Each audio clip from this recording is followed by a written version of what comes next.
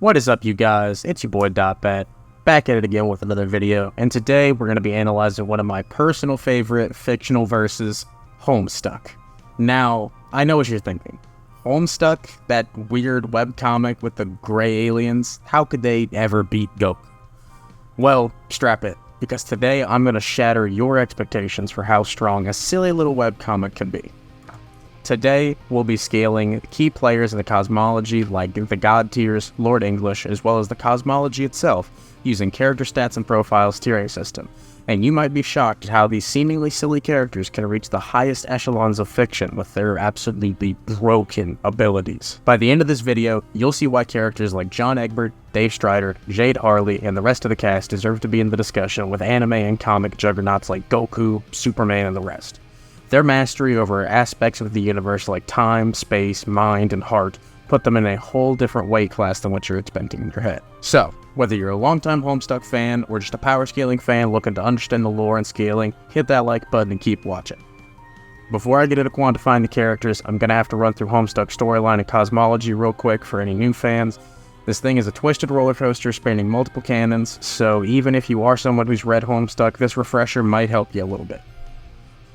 Homestuck is a webcomic that was posted on MS Paint Adventures, all written by one author, Andrew Hussey, with musical and artwork collaborations from a very dedicated team. It all begins on John Egbert's 13th birthday, when he starts up a mysterious game called Spurb with his friends. Spurb is essentially a parody of The Sims, which alters reality itself in the same way the player in The Sims can easily hold dominion over The Sims' world. You take an isometric view over another player's house, and you're able to easily warp reality inside of that house and around it. As they progress through their session in this game, they unlock abilities tied to the platonic concepts of the basic essentials of any reality in this verse, such as time, space, and light. This is due to their in-game class and aspect, which gives them their god tier powers. Your class determines how you alter your concept that you have dominion over, and your aspect determines which concept you have control over. These aspects are based on an idea of yourself. Every version of you throughout the multiverse would be fated to reach the same god tier state if they met the proper in-game requirements, such as dying on their quest bit. Throughout the game, they also fight against hordes of hostile mobs, as well as threats from other planets such as the Midnight Crew, which contains Bec Noir, Spade Slick, and their empowered stage, which eventually take a hard reset of the entire universe, known as the Scratch, to attempt to defeat. To achieve this, they must journey beyond the confines of their reality and exit the furthest ring, an infinite void of nothingness that contains everything, breaking the literal fourth wall and leaving this cosmology entirely, and then venturing through the different universes and timelines throughout Paradox Space itself. This creates an altered reality where their ancestors exist in reversed positions to their own. Example, John's father is now the teenager that plays the game and has to survive the game's trials. Outside the fourth wall, however, a dangerous threat, Caliborn, the younger form of Lord English, is on the rise, and plans to destroy the entire cosmology out of revenge against the main cast for essentially rejecting his version of the canon. The original kids then have to reunite with their younger ancestors and find a way to defeat the time-traveling demon known as Lord English, who threatens to destroy the entirety of the cosmology. After becoming more used to the metafictional nature of their universe, ascending to god tiers, teaming up with their ancestors as well as alien trolls from another session, the kids end up finally taking down Lord English in the finale and escaping to a new reality of their own creation, a world of peace that is beyond the canon itself, and hopefully free of Spurb's infinite cycle of the death and rebirth of the universe. And that is an ultra-simplified rundown. That was not including doomed timelines, any major character deaths or spoilers, anything like that. If you want to check out Homestuck, please do. The entire story is up for free on MS Paint Adventures, as well as you can watch the audio drama version here for free on YouTube that is fully voice acted. Now that you've got an idea of the journey that some of these characters went through, and with that established, we can finally get into the good stuff and see how powerful these characters are according to character stats and profiles tiering system. To properly examine this, I'm going to show you some quotes from the tiering system itself to define some of the highest levels. Tier 1A are characters that have no dimensional limitations and are beyond scientific definition, beyond the concepts of space and time themselves.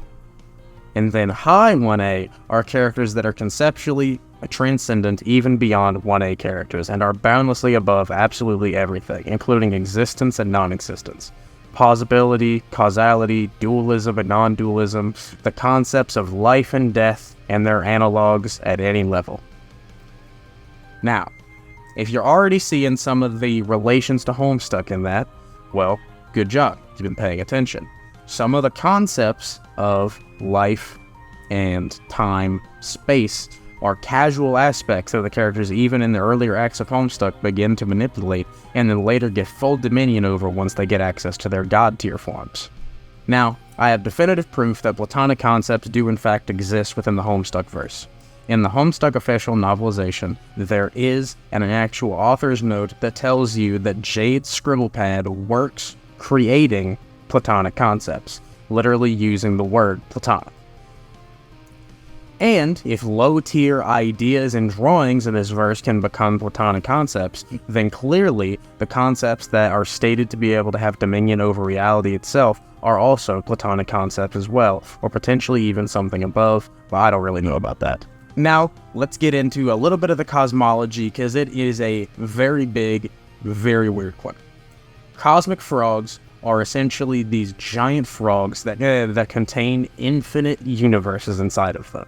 So a cosmic frog itself is an infinite multiverse, and inside of the Homestuck cosmology, it is stated that there is at least 1 trillion times infinite cosmic frogs, meaning that infinity times 1 trillion, that's how many infinite multiverses exist. Oh my god. Characters that are capable of threatening all of Paradox space would logically exceed the baseline 1A tier because they're going into multiple multiplications of infinity to such high realms that it was insane. As well as in this verse, in context, they are keeping up with folks that are using powers that will relate to platonic concepts such as time and space. An example of this is when Lord English overwrites the entirety of the Homestuck canon itself with his own narrative and overpowers the literal author. This matches the conceptually transcendent even beyond high 1B definition, and Lord English would likely be high 1A tier per character stats profile standards. Similarly, the god tiers wield platonic forces, like I've stated previously, that define reality over their entire universe in session, as well as working in other universes. Their abilities let them manipulate the fabric of Paradox space itself, going beyond the scientific definition, quote, that the 1A tier entails. In summary, critical Homestuck characters should qualify for 1A or high 1A by either threatening to destroy the entire cosmology, keeping up with characters that threaten to destroy the entire cosmology, as well as having just a straight-up narrative transcendence, such as Lord English and Spain Slick, as well as other members of the Midnight Crew and the Felt Mob, that are clearly able to see the fact that they are beings that are contained within a fictional cosmology and can transcend beyond that. And, like I said previously, if Paradox space holds multiples of infinity of amounts of scribble pads, which are able to create multiples of infinity amounts of platonic concepts, and then every universe itself is guided by platonic concepts such as time, space, doom, and life, then yeah, this is a massive, very powerful cosmology, and the guy who created it must be pretty strong, right? Well yeah, that would be the author, Andrew Hussey, who actually appears in the story. And dies. His creation gets so strong that it comes to the real world, a dimension above the entire canon, literally views the story on a screen. He comes through the fourth wall and kills his own creator, and then is going to lay waste to the entirety of the cosmology itself, above and below that, just to get revenge on the characters inside the story. Jesus. Lord English is so strong mainly because he is a god tier. He is known as the Lord of Time. He's one of the only lords in the Homestuck verse that we know about, which is a very, very strong class in the game of Spur. He is a Lord of Time, and there are other aspects as well. I will list them all now. Time, space, light, mind, heart, hope, rage, breath, blood, life, void, and doom. Void represents the nothingness in the universe. Doom represents the concept of doom, of gloom, of the bad things that may come. Life represents, well, true life itself, and it's able to fully heal people. And blood represents pain and trauma, things like that. And even though some of these aspects like breath and rage may not seem as powerful as time and space, they can be manipulated to such high degrees in combat that these characters are able to easily contend with characters that have way stronger aspects to them. Not to mention that many of the characters in Homestuck have access to alchemy. They have these pieces of technology that allow them to alchemize the material around them and make new weapons, new armor, new gear. All the time throughout the story, they're evolving their current moveset and the things that they can do by getting themselves new gear. So even if you are stuck with an aspect that cannot control time, you may end up getting a hammer or a knife that has the ability to control time with every hit. Meaning that with every attack that you're able to land on someone, you can successfully stop them in time. Even if you aren't a time player. Some of the more hacksy abilities that time characters in this verse have, including time travel that can create retcons so strong that it would cause a blackout that would wipe out all of Paradox space itself, which would again be an outerversal feat. They can loop time for a subject, slow time, speed time up for themselves, and as well as travel to doomed timelines and gather clones of themselves to fight for them in combat. Other hacks abilities that the god tiers use include manipulation and destruction of souls, which is demonstrated by heart players like Dirk Strider.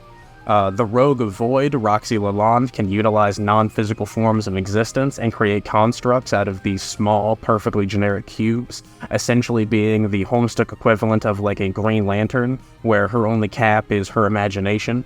High tiers in the Homestuck verse, like the Seer god tiers and Doc Scratch, the white-faced Slenderman-looking fellow on screen, are also capable of attaining abilities such as omniscience and immortality, as stated by Doc Scratch himself. The hacks abilities of the god tiers allow them to reach the pinnacle of power in the Homestuck verse, but raw speed is another area where they truly get to flex their muscles even before they reach god tier.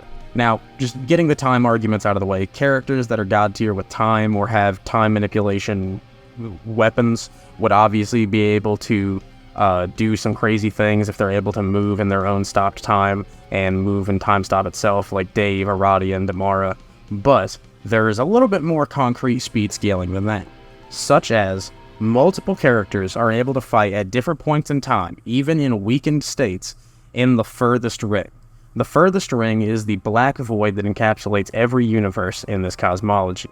Every universe has its own furthest ring, and the furthest ring is a black void that is the nothingness of the universe itself.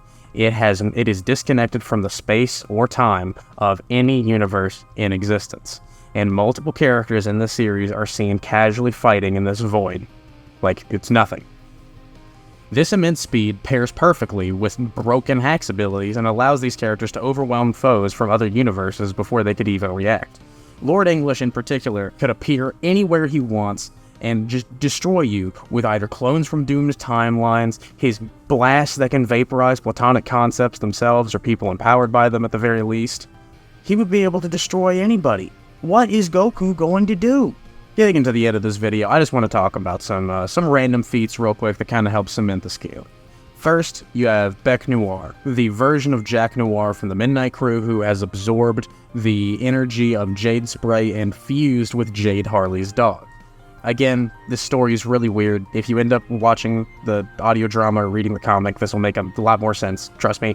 Just know that this guy is very strong, okay? He's fused with what is essentially an immortal ghost, and he himself is an ageless immortal that cannot die for as long as he wears that ring.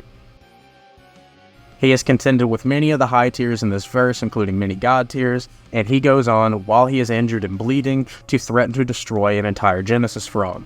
As stated previously, a Genesis frog contains an entire multiverse inside of it, with each universe being infinite in size, and there being an infinite amount of them. So, multiple layers of infinity were about to be destroyed by this one attack that was caused by this guy's blood. And the only way they could stop it? Reset the whole universe. Damn. And that's just one cosmic frog. That's just one guy threatening to destroy one. Lord English threatens to destroy all of them. Bec Noir's feat by itself, Lowballed, would be a complex multiversal plus AP. And then with Lord English surpassing him, each one of his punches should easily have a lowballed complex multiversal AP. Even if you don't want to go for the big outerversal scaling of this verse, which I do think is valid. Oh, I bet you must be asking yourself, If Lord English is this strong, how did anybody ever defeat it? Well, it took the power of friendship, like you usually expect.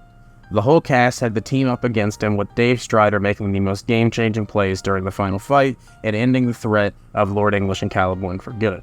Dave Strider has specific statements during this fight of being able to injure Lord English himself while at his full power, as well as being able to duck blows from him and to completely dodge them, even without having stated, like, using his time powers to do it. Meaning that he's able to react to someone that should be stronger and faster than Bec Noir, who was able to fight in the furthest ring and should easily have immeasurable speed, and he was able to injure him even though he should have outer versal plus durability, as he believes that he can survive the destruction of the entire cosmology. This would give Dave Strider at the end of story high 1A tiering on character stats and profiles with outer versal attack potency if he is fighting seriously. So, going back to the intro. You still think Dragon Ball Super Goku wins? I'd like to see the scale. Put it in the comments down below. In conclusion, today we discussed the Homestuck story, cosmology, the power of the god tiers, and just how cracked a couple of the villains in this verse are. If you like this video and want to see a part 2 where I go over individual characters, certain parts of the story, anything like that, let me know in the comment section down below. And if you have any other verses you want to see me cover that, even if I'm not very interested in, just comment down below. I might end up doing some research, and if you really need me to make a video, hit my cash app. I hope you guys have a great day, and thank you for checking out this video. Hopefully by the end of the month, I'll have my YouTube monetization back, and you guys will be able to support me during my streams. But until then, peace out.